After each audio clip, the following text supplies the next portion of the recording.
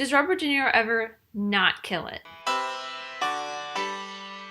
Hey, I'm Amy and welcome back. Today I will be checking Heat off the 1001 movie checklist. If you do not know what the 1001 movie checklist or 1001 movie challenge is, it's pretty much a challenge I've given myself to watch every single movie on the 1001 movies you must see before you die list. So far I've only checked off 150 movies, but if you would like to know a little bit more about this, you can check out the playlist up there. And as always, let's get started with a very short summary of the movie. Neil McCauley, an expert thief, and his crew pull off jobs that impress even seasoned detective Vincent Hanna, who becomes obsessed with bringing Neil down. Recognize the MO?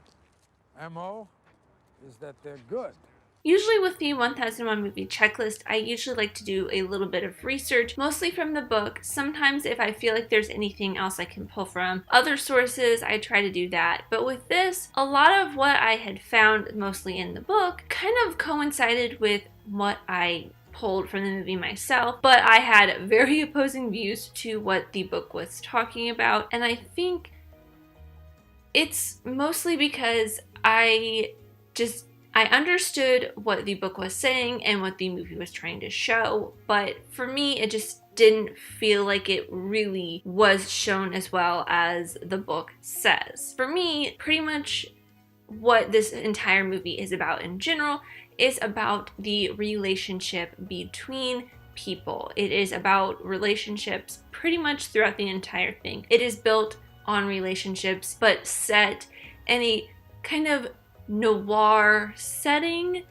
but also a heist movie and a detective movie. It has all of those things within it, and that is kind of its genre, but it is very much a relationship movie, which normally in a relationship movie you would think it's more geared towards a romantic movie, a drama, a rom-com, something like that. But this, I think, pulls off relationship storylines in some aspects very well, and in other aspects not well at all. For me, the best relationship story is the core relationship, the fight, the ongoing fight throughout the whole thing between Neil McCauley and Vincent Hanna. The entire movie is centered around McCauley trying to do this heist with his crew and Vincent trying to catch him, and the two kind of butting heads and sort of becoming a little obsessed with each other. It kind of feels weird to say that, but they are very much obsessed with Neil trying to get away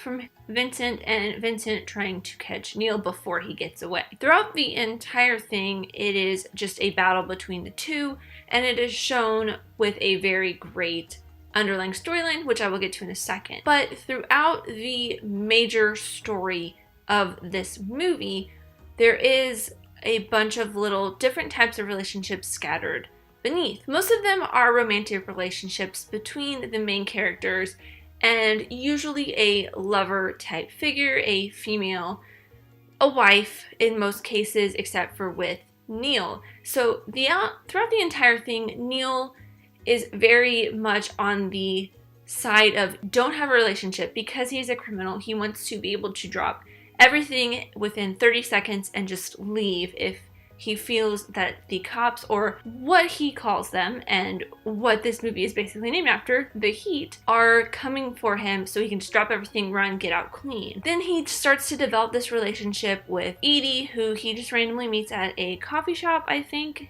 or a bar, but it doesn't really matter because they show her maybe 3-4 times, and they kind of show that he's having feelings for her, but they don't really dive deep into that. I felt like that whole storyline, it just wasn't developed very well for what happens at the end of the movie between the two of them. And then there's also a storyline between Vincent and his wife. I don't remember her name.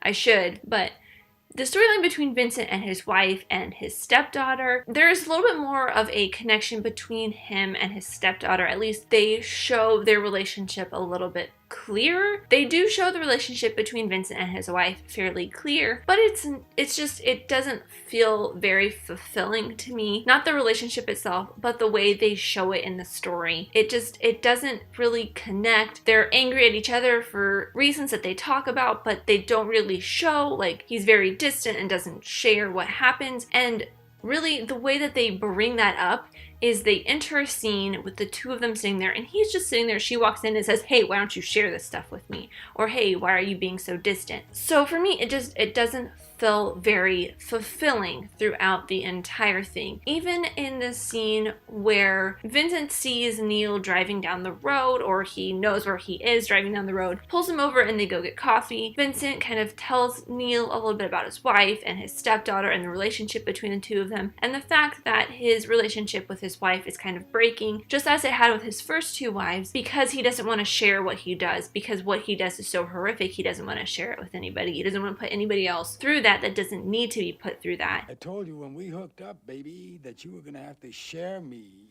with all the bad people and all the ugly events on this planet. And I bought into that sharing because I love you.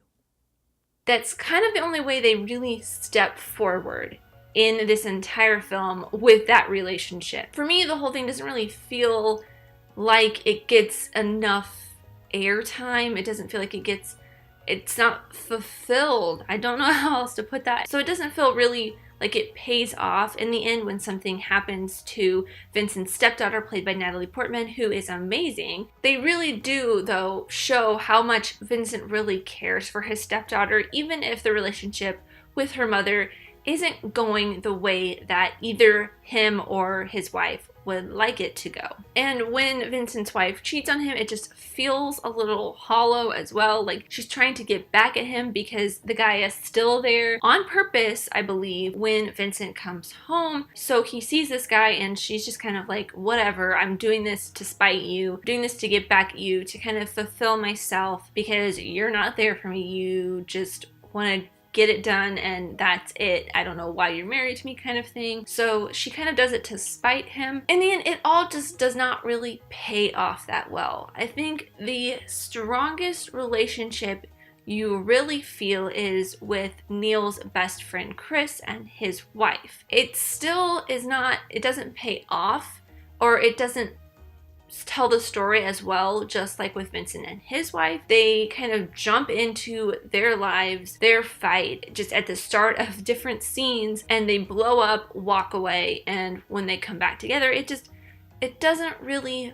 feel like it should be part of this movie. There's this whole big story with Hank Azaria, who is this guy in Las Vegas that does something legit. I don't remember off the top of my head. This movie is almost 3 hours long, I will say. It is a very long movie. It was hard to keep track of a lot of these side characters and things like that. But Hank Azaria is having an affair with Chris's wife, and the police use Hank Azaria's character to get to Chris's wife so that they can use that information to get to Chris, then to get to Neil. They do this whole thing with that, and then Hank Azaria brings Chris's wife to this safe house, and she calls Chris to kind of come there so that it can be like a sting operation where the cops get Chris. But then she sees him out there, and she ends up falling back in love with him, even though she wants to get away from him, and she tells the cops that it wasn't him out there.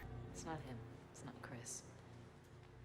For me, the way they did that, I feel like if they had gone deeper into the relationship, not only between Chris and his wife, and Vincent and his wife, and Neil and his girlfriend, everything would have been a little bit more cohesive. Yes, it would have made the movie longer, but there are other things they could have cut out to make it a little bit more cohesive, or at least made the relationship scenes a little bit more cohesive to me in general. And Michael Mann wrote and directed this. I'm not saying that it's bad in any way, because as I will talk later on in this video, there are points that I really, really love throughout this entire thing. Like, the relationship between Neil and Vincent is probably the greatest part of this movie, and their storyline, which is basically the entire overarching storyline of this movie, I really absolutely loved. So I'm not saying Michael Mann did not do a great job writing or directing this, because he did a great job. I just feel like he didn't really put a lot of care and thought into the stories of the relationships of other people, minus the big relationship story that I was talking about, and it fell a little flat. But that is just my thoughts. If you have seen Heat and you think that the relationships are a little bit stronger than, or the stories of the relationships are a little bit stronger than what I'm thinking, please let me know why you think that in the comments down below, because I would love to know or get a better understanding, better grasp on some of those, because I just feel like they were lacking in a lot of places. But with that aside, some other things I absolutely loved about this movie was, like I said when I was talking about the relationship between Neil and Vincent, is the whole overarching storyline of the two of them kind of battling it all out. The whole Neil planning this huge bank heist and Vincent and the FBI, or just in the LAPD, I'm pretty sure it's just LAPD, trying to stop this heist. And then the ensuing heist that happens, and that goes off without a hitch. And then there's this huge, awesome shootout that is just so well shot, so well edited, so well choreographed. The sound design on it is just so great. It just goes from the first shot when Chris sees the cops. He just shoots, and this starts this whole big shootout throughout the streets of downtown LA, or some town in LA. It looked like downtown to me. It's just silence, except for gunfire, except for people yelling and breathing and getting hurt and getting shot. And it's just beautiful symphony of just gunfire, which sounds horrible, but it was just really beautiful work of filmmaking mixed with just complete silence. So when the gunfire did stop at points, it was just complete silence. There was nobody driving on the roads. There was no underlying music from the score. So it was just this dead, loudly ringing silence. And it was just so beautiful. And then there was more gunfire, and then it leads up to when Neil and Chris escape, and Vincent sees them escaping in a car. There's this electric guitar that starts coming in, and then Vincent sees this guy that he has been following, the guy that kind of tipped them off to who this crew was. Not necessarily tipped him off, but a clue from somebody on the streets kind of tipped him off to who this guy was, and the main guy that Vincent had been looking for before he knew who Neil was. And he just shoots him. He has a little kid in his hands, but Vincent just shoots this guy. The guy drops dead. I don't remember the guy's name. I should know his name. And as soon as Vincent's shot rings out, the electric guitar just stops. Stops dead, and it's more ringing silence. It's just, the way it was done is so beautiful, and I was just blown away by the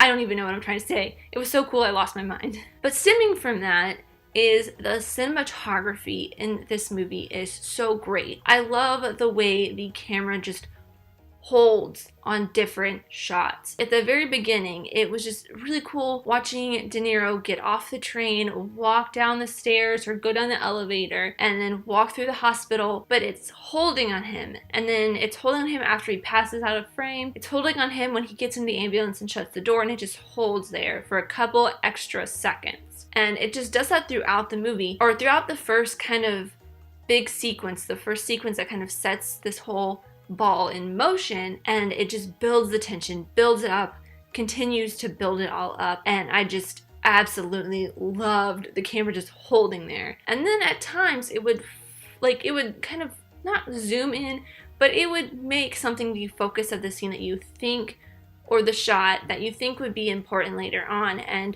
it ends up happening that something else in that frame was a little slightly more important later on, but it wasn't like super important. But things like that are like my favorite filmmaking techniques. And now that I am sufficiently out of breath from going on that slight little rant, I wanted to bring it to the last part of this whole video, is the clip. I could not think of a better clip to show other than the very last shot that really sums up the entirety of this movie, or really just kind of shows in a symbolistic way what the entire movie is about. But the one that I chose was one that I just could not use as the clip, because it is so beautiful and is probably my favorite scene in this entire movie.